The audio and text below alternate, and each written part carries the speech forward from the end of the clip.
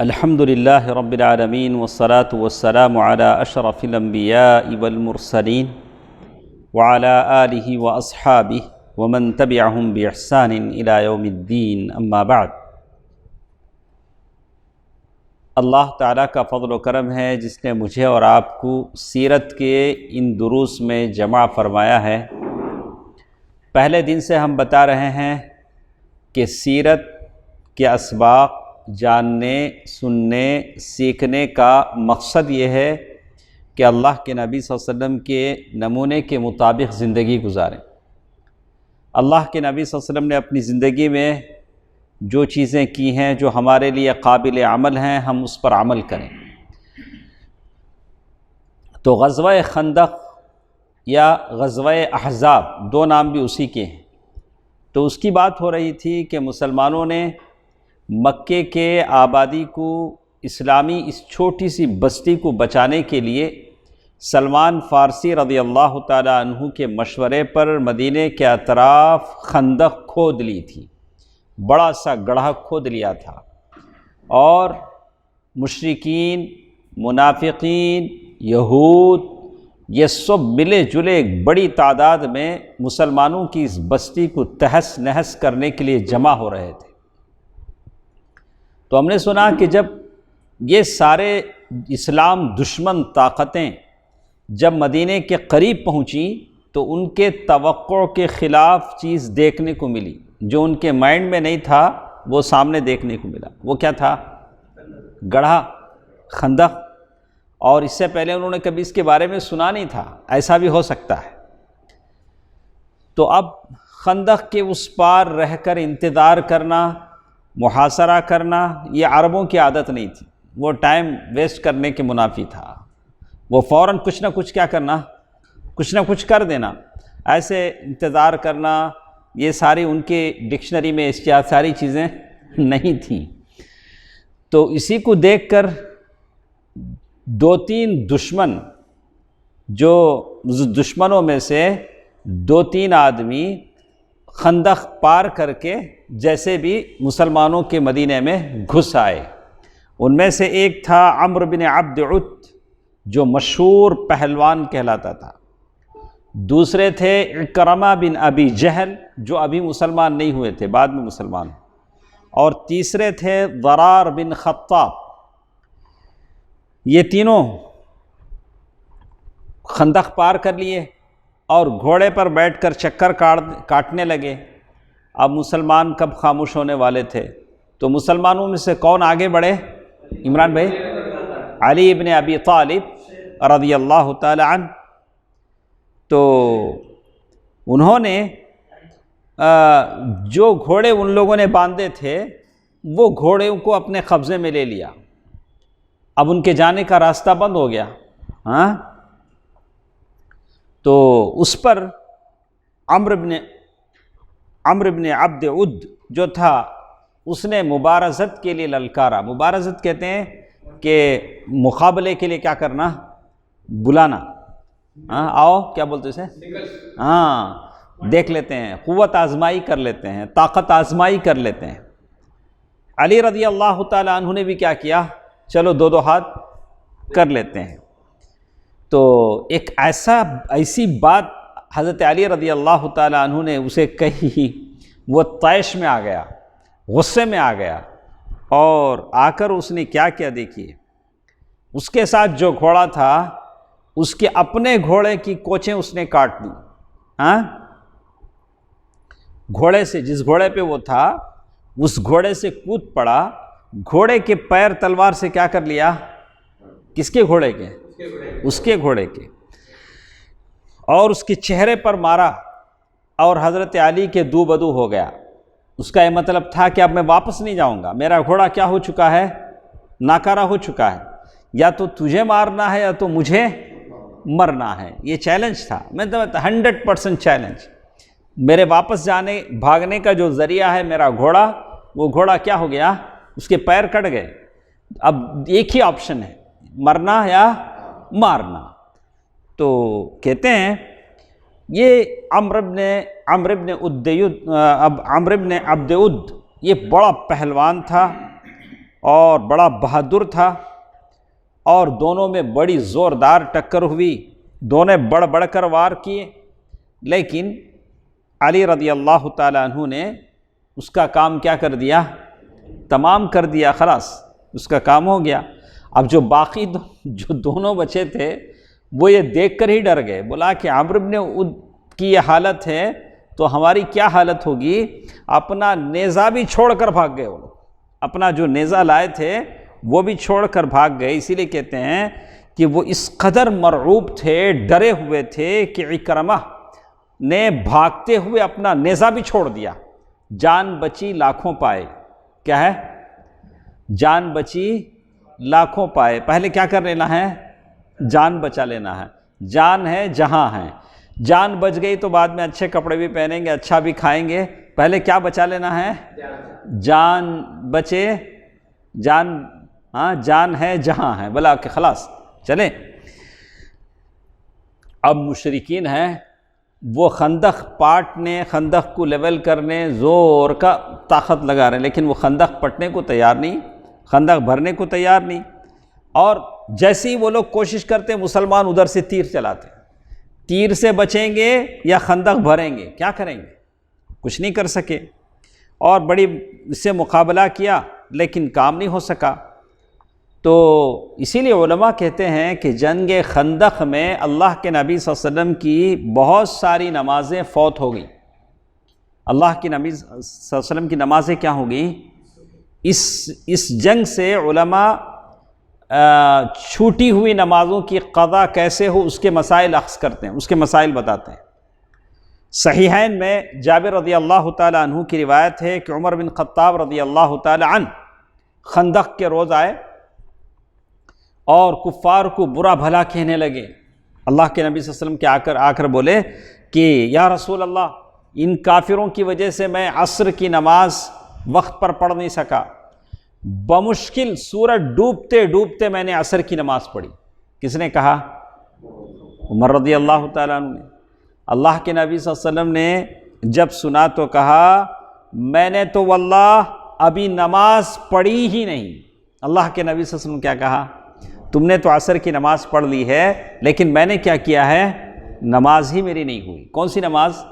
عصر کی نماز۔ اس کے بعد لوگ اللہ کے نبی صلی اللہ علیہ وسلم کے ساتھ وادی بطحان میں اترے، آپ صلی اللہ علیہ وسلم نے نماز کے لیے وضو فرمایا، پھر ہم تمام صحابہ نے وضو کیا، پھر آپ نے عصر کی نماز پڑھی۔ کب؟ مغرب کے بعد، سورج ڈوب جانے کے بعد عصر کی نماز پڑھی۔ یہ سورج ڈوب چکنے کے بعد کی بات ہے، اس کے بعد مغرب کی نماز پڑھی۔ تو اس سے کیا معلوم ہوتا ہے؟ اگر نمازیں چھوٹ گئی ہیں تو جس سیریل میں چھوٹی ہیں اسی میں آپ کو کیا کرنا ہے؟ مکمل کرنا ہے۔ نبی صلی اللہ علیہ وسلم کو اس نماز کے فوت ہونے کا اس قدر ملال تھا کہ آپ نے مشرکین پر بد دعا فرما دی نماز چھوٹنے پر۔ صحیح بخاری کی روایت علی رضی اللہ تعالیٰ عنہ سے مروی ہے، اللہ کے نبی صلی اللہ علیہ وسلم نے خندق کے روز فرمایا اللہ ان مشرکین کے لیے ان کے گھروں اور قبروں کو آگ سے بھر دے، جس طرح انہوں نے نماز وسطیٰ عصر کی نماز کی ادائیگی سے ہمیں مشغول رکھا یہاں تک کہ سورج ڈوب گیا۔ کیا کہا اللہ کے نبی صلی اللہ علیہ وسلم نے؟ انہوں نے عصر کی نماز ہم کو وقت پر پڑھنے نہیں دیا یہاں تک کہ سورج غروب ہو گیا۔ یا اللہ ان کے گھروں کو قبروں کو کیا کر؟ آگ سے بھر دے۔ اگر کوئی کنٹینیوس فجر کی نماز وقت پر نہیں پڑھتا ہے تو اپنے بارے میں خود بد دعا کر لینا، نہیں ویسے ایک نماز کی بات ہے، نبی رحمت کی زبان سے یہ الفاظ نکل رہے ہیں، تو ایسے بہت سارے لوگ جو فجر کی نماز وقت پر نہیں پڑھتے ہیں، سو جاتے ہیں، اور وہ بھی یہ نہیں کہ غفلت میں سوتے ہیں، پوری پلاننگ کے ساتھ سوتے ہیں۔ کتنے بجے اٹھنا ہے؟ کیا ادریس بھائی؟ 8 بجے اٹھنا ہے، پوری منصوبہ بندی کے ساتھ سوتے ہیں۔ فجر کی نماز کو جانا نہیں ہے، کتنے بجے اٹھنا ہے؟ 8 بجے اٹھنا ہے۔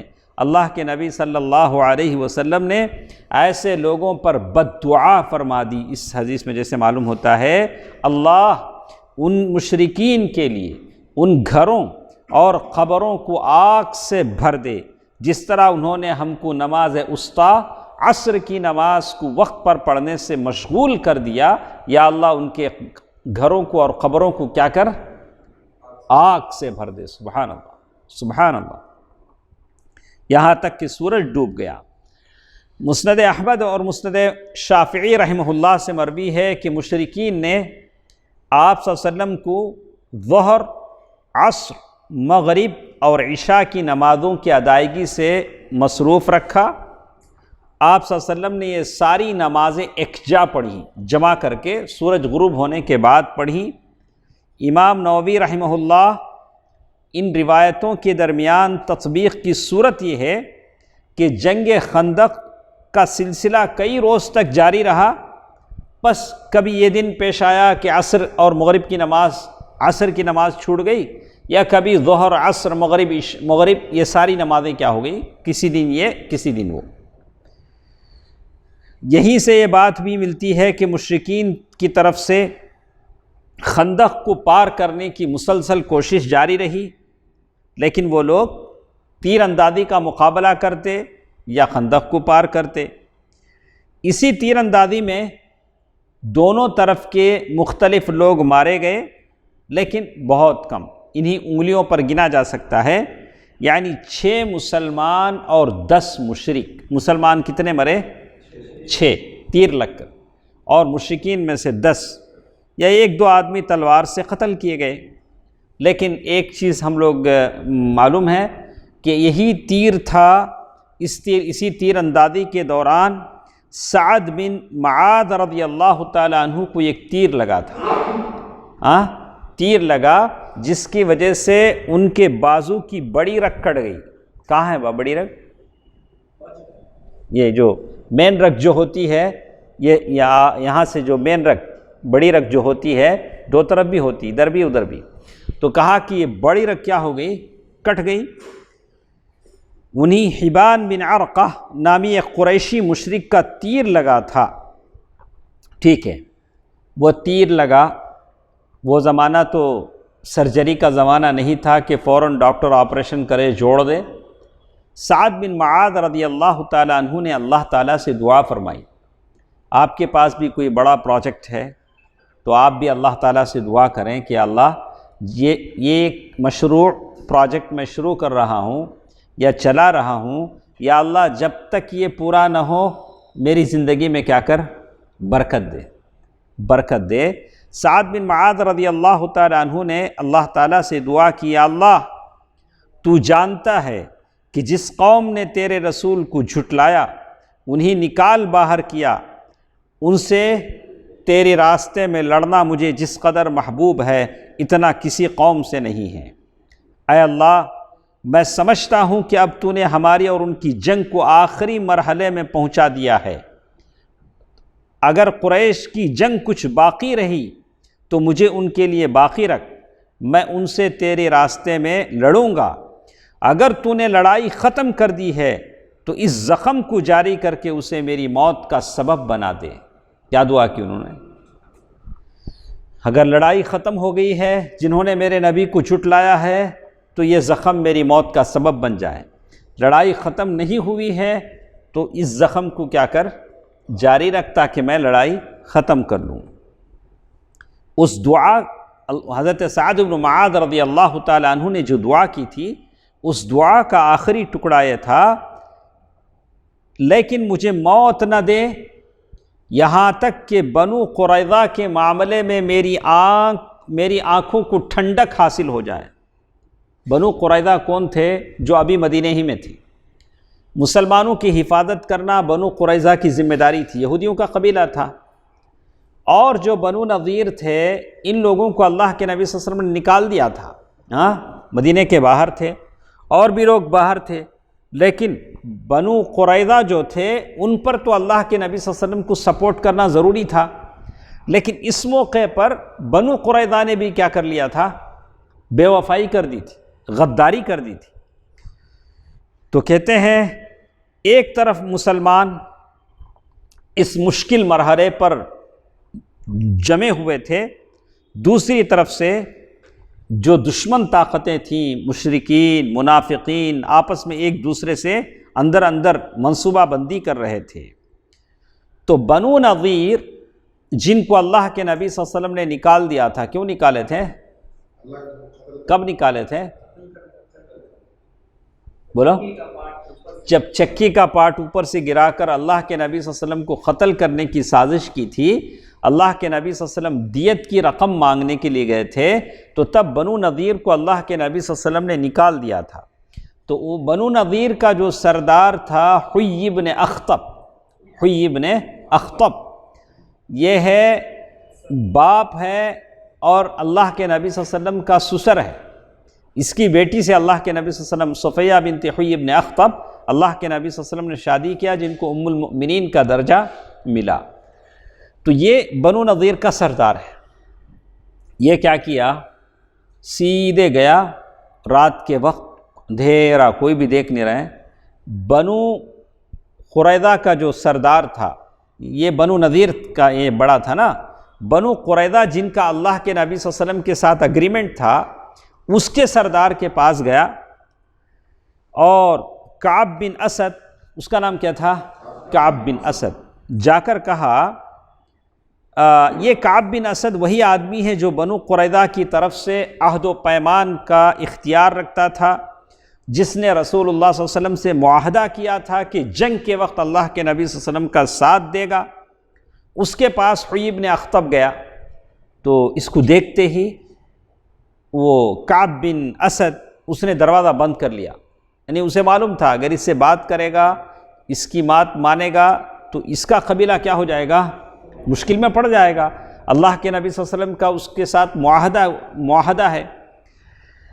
مگر حیی نے ایسی باتیں کرتا رہا جیسے ہم لوگ کرتے نہیں، ماموں، نہیں ماموں سنو ماموں میری بات، یہ لوگ ہمارے چاچا، ماموں، چاچا، بھیا، پتہ نہیں کیا کیا بولا۔ اس نے زبردستی کیا کیا؟ کھول دیا۔ دل تو بالآخر کیا ہوتا ہے؟ پسیج جاتا ہے۔ تو بس جب اتنے سارے حوالے دیا تو کیا کر لیا؟ دروازہ کھول لیا۔ دروازہ کھل گیا۔ تو دروازہ کھلنے کے بعد اس نے کہا، اے کعب، کعب بن اسد سے کہہ رہا ہے کہ میں تمہارے پاس ہمیشہ کی عزت اور فوجوں کا سمندر لے کر آیا ہوں۔ کیا بولا؟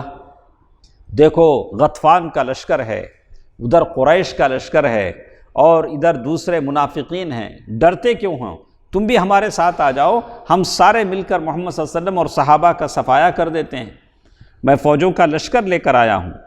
میں نے قریش کو اس کے سرداروں اور قائدین سمیت لا کر روما کے مجمع الاسیال میں اتار دیا ہے، اور بنو غطفان کو ان کے قائدین اور سرداروں سمیت احد کے پاس ذنب نقمی میں خیمہ زن کر دیا ہے۔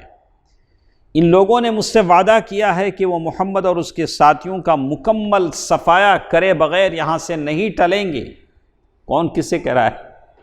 حیی بن اخطب، کعب بن اسد جو بنو قریظہ کا سردار ہے، اس سے کہہ رہا ہے۔ اس نے سنا، سننے کے بعد کہا، اللہ کی قسم تم میرے پاس ہمیشہ کی ذلت اور فوجوں کا برسا ہوا بادل لے کر آئے ہو جو صرف گرج رہا ہے مگر اس میں کچھ بھی نہیں ہے۔ پہلے تو کیا بولا؟ تمہیں جتنے لوگ جمع کرے ہو ان کے پاس کچھ بھی نہیں ہے، صرف گرجتے ہیں لیکن برستے نہیں ہیں۔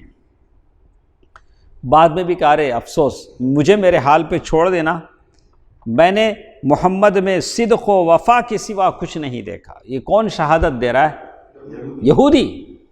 یہودیوں کا سردار، میں نے محمد میں کیا نہیں دیکھا؟ صدق و وفا کے سوا، سچائی اور وفاداری کے سوا میں نے محمد میں کچھ نہیں دیکھا صلی اللہ علیہ وسلم۔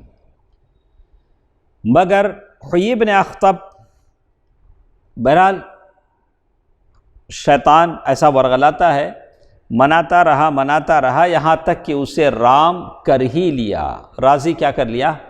غداری پر راضی کر لیا۔ البتہ آخر میں اس نے ایک وعدہ کیا کہ اگر قریش نے، یہ دیکھیے کیسا کنڈیشن ہے، اگر قریش نے محمد کو ختم کیے بغیر واپسی کی راہ لی، قریش ہار گئے، محمد جیت گئے، میں بھی تمہارے ساتھ اس قلعے میں داخل ہو جاؤں گا، میں بھاگوں گا نہیں، میں بھی کیا کروں گا، تمہارے اس قلعے میں داخل ہو جاؤں گا، پھر جو انجام تمہارا ہوگا وہ انجام میرا بھی ہوگا۔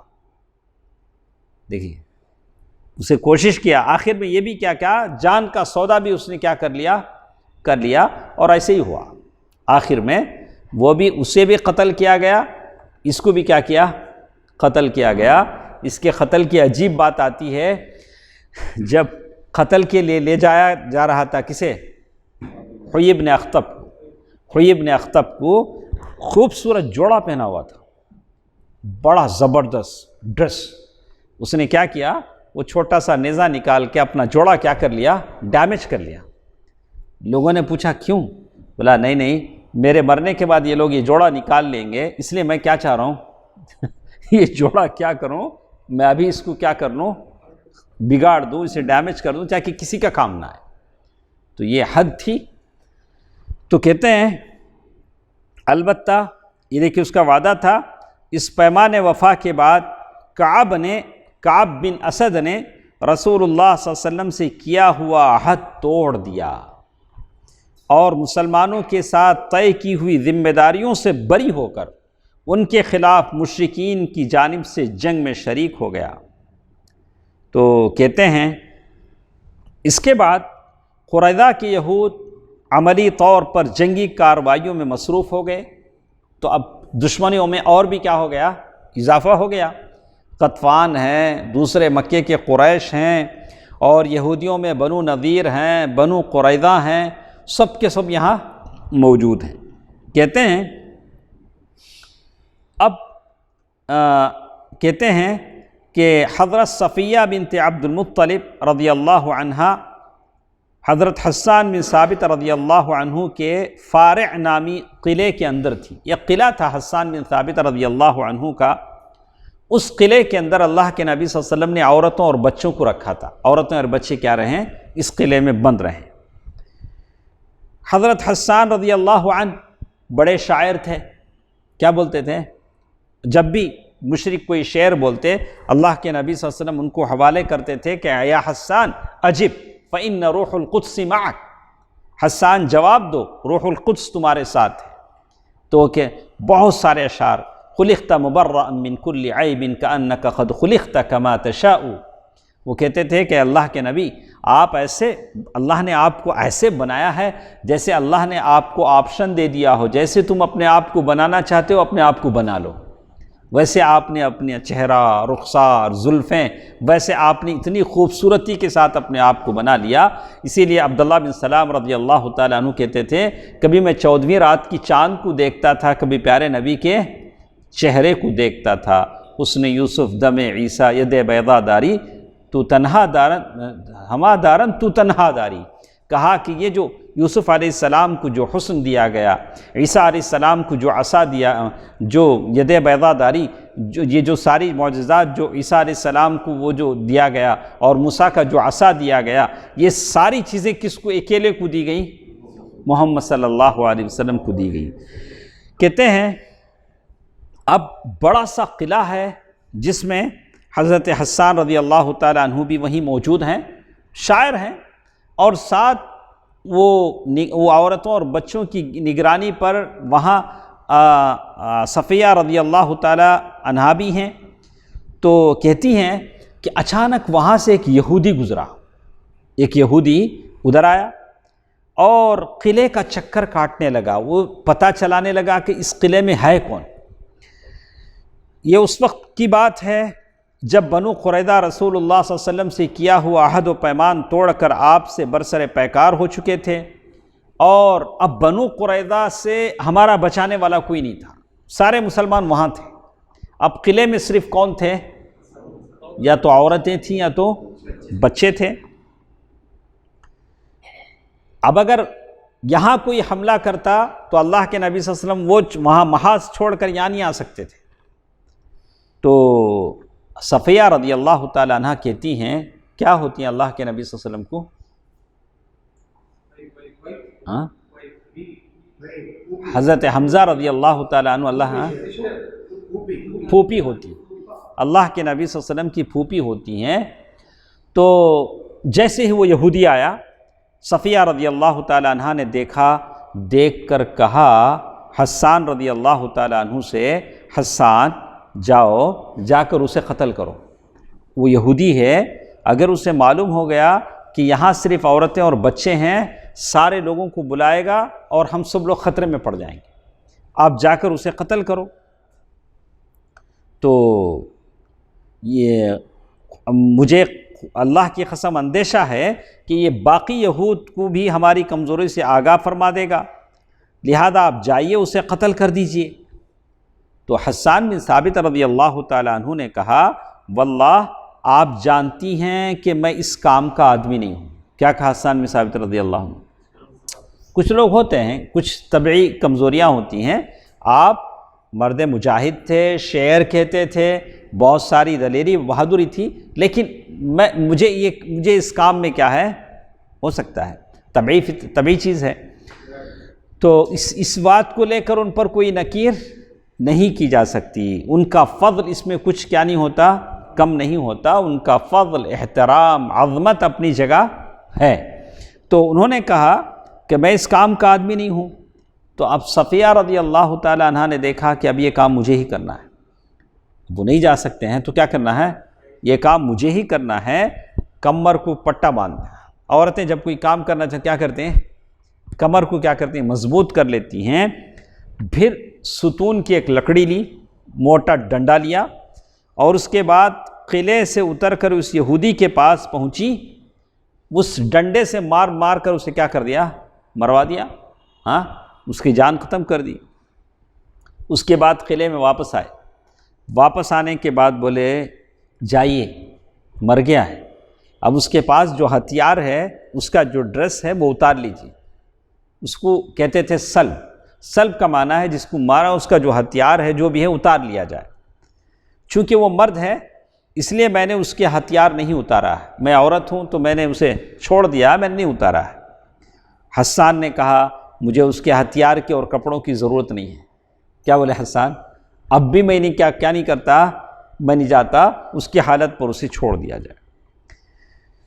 حقیقت یہ ہے کہ مسلمان بچوں اور عورتوں کی حفاظت پر رسول اللہ صلی اللہ علیہ وسلم کی پھوپھی کے اس جانباز کارنامے کا بڑا گہرا اور اچھا اثر پڑا۔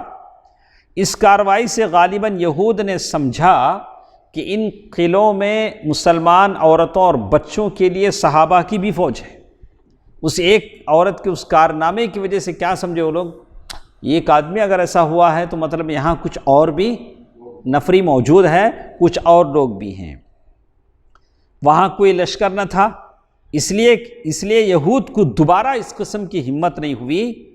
البتہ وہ بت پرست حملہ آوروں کے ساتھ اپنے اتحاد اور انضمام کا عملی ثبوت پیش کرنے کے لیے اب یہود کیا کرتے تھے، وہ جو مشرک آئے ہوئے ہیں ان کے لیے رسد پہنچاتے تھے۔ رسد کے معنی اناج، ریشن جو بھی ہے، وہ لوگ دور سے آئے تھے، ان کو گیہوں، آٹا، چاول ضرورت پڑتی تھی، تو اونٹوں سے بھر کر ان کو ریشن پہنچاتے تھے۔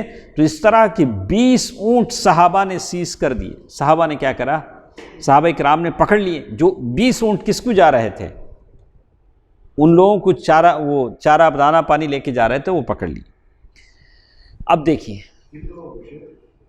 مکے کے لوگوں، مکے کے جو نہیں بنو قریظہ تو اندر ہے، مدینے میں اندر سے ان کو اناج جا رہا ہے، مشرکین کو۔ مکے سے تو اناج نہیں آ سکتا نا، تو گویا ایک مہمان ہیں، لوگ ان کو مہمان نوازی کر رہے ہیں۔ مکے میں، مدینے میں رہ کر اللہ کے نبی صلی اللہ علیہ وسلم سے عہد وفا کرتے ہوئے غداری کر کے ان لوگوں کو ریشن پہنچا رہے ہیں، یہودی لوگ کس کو، جو مشرک جمع ہوئے ہیں، منافقوں کو۔ اللہ کے نبی صلی اللہ علیہ وسلم کو معلوم ہوا کہ بنو قریظہ نے بدعہدی کر دی، بغاوت کر دی، لیکن اللہ کے نبی صلی اللہ علیہ وسلم ایسے نہیں تھے کہ جیسے جو سنے اسے مان لیں۔ اللہ کے نبی صلی اللہ علیہ وسلم تحقیق کرتے تھے۔ بہت سارے لوگ ایسے ہوتے ہیں، ایک بار بولے ہاں ثنا بھائی ایسے خلاص، اب انہوں کیا کرتے ہیں پتھر کو لکھ لے کو جیب میں ڈال لیتے، ہاں ثنا بھائی ایسے کی۔ یہاں کس کی ضرورت ہے؟ تحقیق کی ضرورت ہے۔ آپ تحقیق کریں، ہر سنی بات پر کیا نہیں کریں، یقین نہ کریں۔ اللہ کے نبی صلی اللہ علیہ وسلم کو معلوم ہوا تو فوراً اللہ کے نبی صلی اللہ علیہ وسلم نے اس کی تحقیق کی توجہ فرمائی۔ اسی لیے ہم سیرت پڑھتے ہیں، کسی کے بھی تعلق سے آپ سنیں کہ فلاں صاحب ایسا کر رہے ہیں، فلاں صاحب میں یہ عادتیں ہیں، فلاں صاحب نے ایسا کیا ہے، آپ تحقیق کریں، آپ تحقیق کریں کہ واقعی جو میں نے سنا ہے وہ صحیح ہے یا غلط ہے۔ تو اللہ کے نبی صلی اللہ علیہ وسلم نے تحقیق کی طرف توجہ فرمائی تاکہ بنو قریظہ کا موقف واضح ہو جائے، اسٹینڈ سامنے آ جائے کہ یہ کس طرف ہیں، کیا واقعی انہوں نے بغاوت کی ہے۔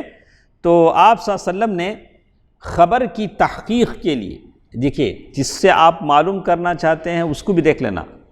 اب یہ ایک آدمی ہے عبداللہ کے تعلق سے کوئی غلط خبر آئی تو میں ایک ایسے آدمی سے معلوم کروں گا جو معتدل ہو، کیا ہو، عدل والا ہو۔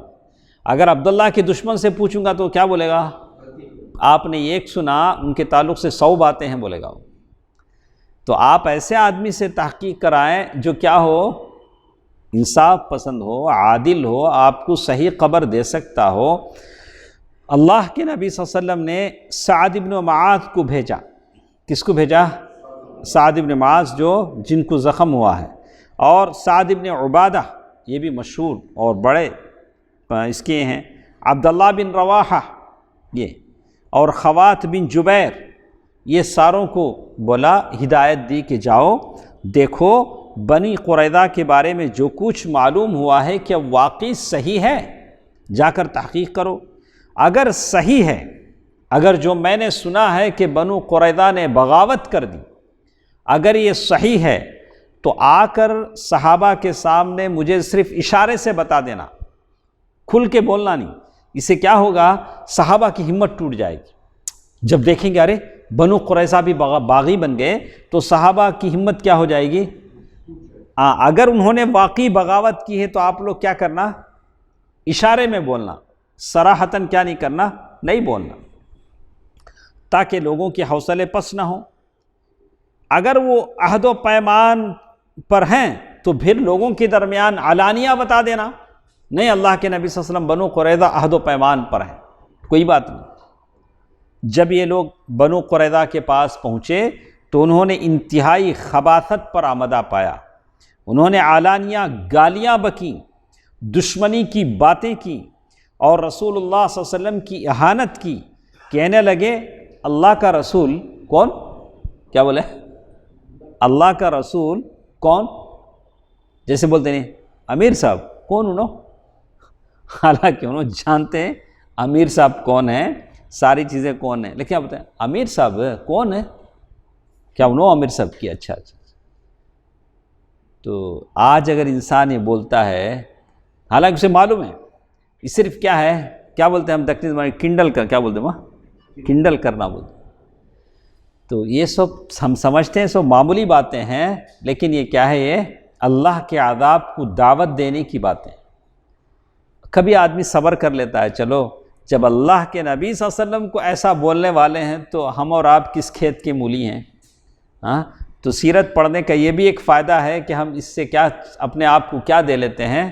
صبر دے لیتے ہیں، ہمیں تھوڑا کیا ہو جاتا ہے؟ صبر مل جاتا ہے۔ دیکھیے کہتے ہیں کہ ہمارے اور محمد کے درمیان کوئی عہد اور پیمان نہیں ہے۔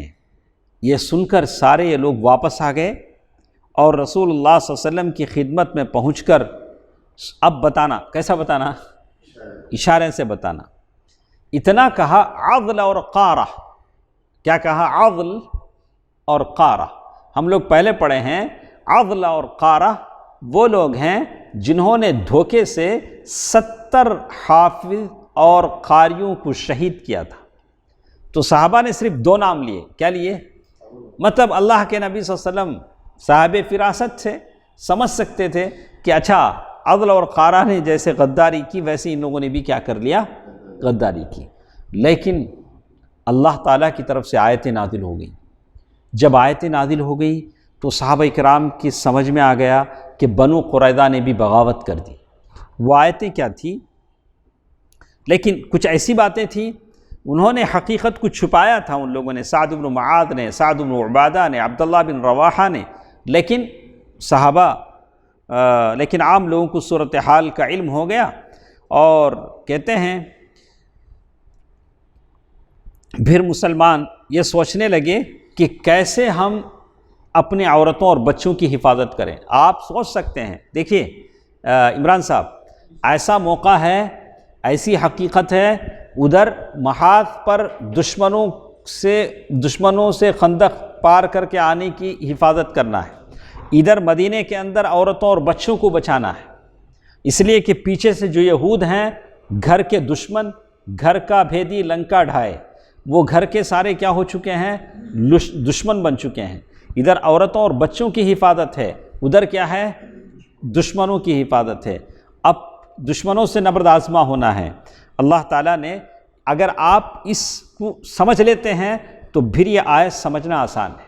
جیسے اللہ تعالیٰ نے کہا وَإِذْ زَاغَتِ الْأَبْصَارُ وَبَلَغَتِ الْقُلُوبُ الْحَنَاجِرَ وَتَظُنُّونَ بِاللَّهِ الظُّنُونَا هُنَالِكَ ابْتُلِيَ الْمُؤْمِنُونَ وَزُلْزِلُوا زِلْزَالًا شَدِيدًا۔ اللہ کی آیت پورا منظر کھول کے آپ کے سامنے رکھتی ہے۔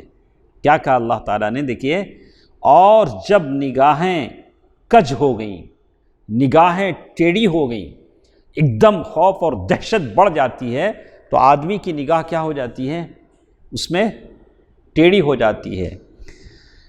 دل حلق میں آ گئے، دل کہاں رہتا؟ سینے میں رہتا۔ دل اپنا جگہ چھوڑ کے کہاں پہنچ گیا؟ حلق میں پہنچ گیا۔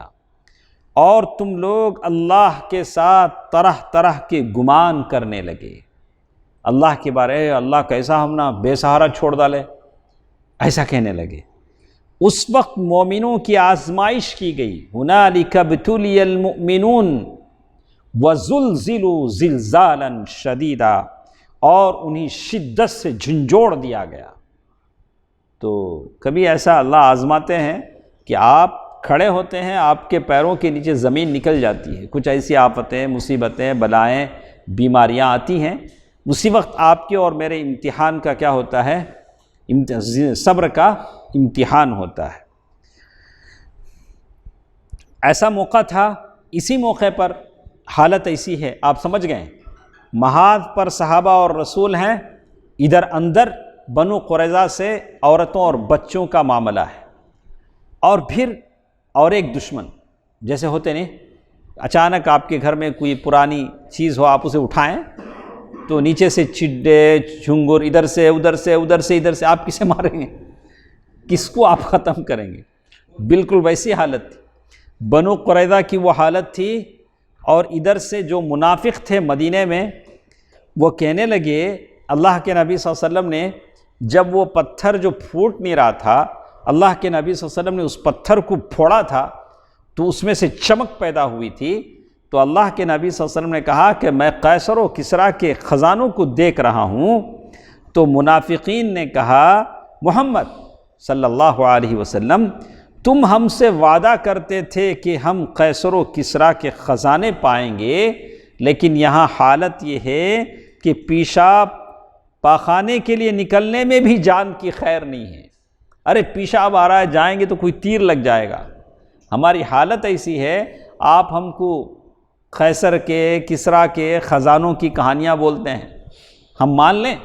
یہ کس نے کہا؟ منافقین نے کہا۔ تو بعض اور منافقین نے اپنی قوم کی اشراف کے سامنے یہاں تک کہا کہ ہمارے گھر دشمن کے سامنے کھلے پڑے ہیں، بلا کہ بھائی تمہارے ساتھ ہم لوگ یہاں آئے ہیں خندق میں دشمنوں کو روکنے کے لیے، وہاں ہمارے گھر کھلے پڑے ہیں مدینے میں، ہم کو اجازت دیجئے، ہم واپس کیا چلے جائیں؟ مدینہ چلے جائیں، ہمیں اجازت دیجئے کہ ہم اپنے گھروں کو واپس چلے جائیں، کیونکہ ہمارے گھر شہر سے باہر ہیں۔ نوبت یہاں تک پہنچ چکی تھی کہ بنو سلمہ کے قدم اکھڑ رہے تھے، وہ پسپائی کی سوچ رہے تھے، تو اللہ تعالیٰ نے فوراً آیت نازل فرما دی، وَإِذْ يَقُولُ الْمُنَافِقُونَ وَالَّذِينَ فِي قُلُوبِهِم مَّرَضٌ مَّا وَعَدَنَا اللَّهُ وَرَسُولُهُ إِلَّا غُرُورًا وَإِذْ قَالَت طَّائِفَةٌ مِّنْهُمْ يَا أَهْلَ يَثْرِبَ لَا مُقَامَ لَكُمْ فَارْجِعُوا وَيَسْتَأْذِنُ فَرِيقٌ مِّنْهُمُ النَّبِيَّ يَقُولُونَ إِنَّ بُيُوتَنَا عَوْرَةٌ وَمَا هِيَ بِعَوْرَةٍ إِن يُرِيدُونَ إِلَّا فِرَارًا۔ یہ دیکھیے، اور جب منافقین اور وہ لوگ جن کی دلوں میں بیماری ہے کہہ رہے تھے کہ ہم سے اللہ اور اس کے رسول نے جو وعدہ کیا ہے وہ فریب کے سوا کچھ نہیں، وہ دھوکہ ہے، اور جب ان کی ایک جماعت نے کہا کہ اے اہل یثرب، اے مدینے والو، تمہارے لیے ٹھہرنے کی کوئی گنجائش نہیں ہے، لہذا واپس چلو، اور ان کا ایک فریق نبی سے اجازت مانگ رہا تھا، کہتا تھا ہمارے گھر خالی پڑے ہیں، حالانکہ وہ خالی نہیں پڑے تھے، یہ لوگ محض فرار چاہتے تھے، یہ لوگ چاہتے تھے کہ وہاں سے کیا کریں، فرار ہو جائیں۔ تو کچھ اور باتیں ہمارے ساتھ ہیں، اسی سے جڑی انشاءاللہ کل کے درس میں ہم سنتے ہیں۔ سبحانک اللہم ربنا وبحمدک، اشہد ان لا الہ الا انت، استغفرک واتوب الیک، والسلام علیکم ورحمۃ اللہ وبرکاتہ۔